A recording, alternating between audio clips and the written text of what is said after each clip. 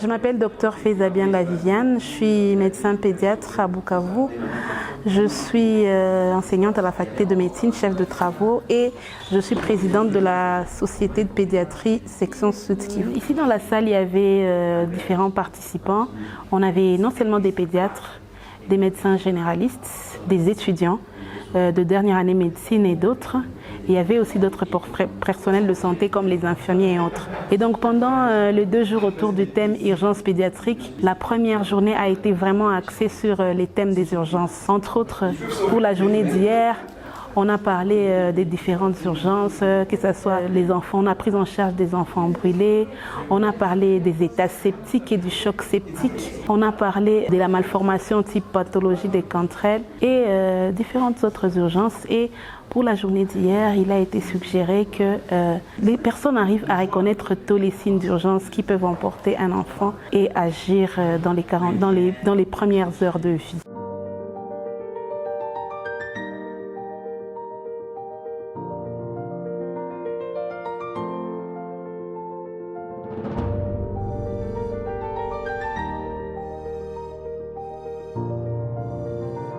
La deuxième journée a été axée aussi sur les urgences pédiatriques, mais il y a eu une place aussi pour les différents partenaires qui interviennent dans la prise en charge des enfants.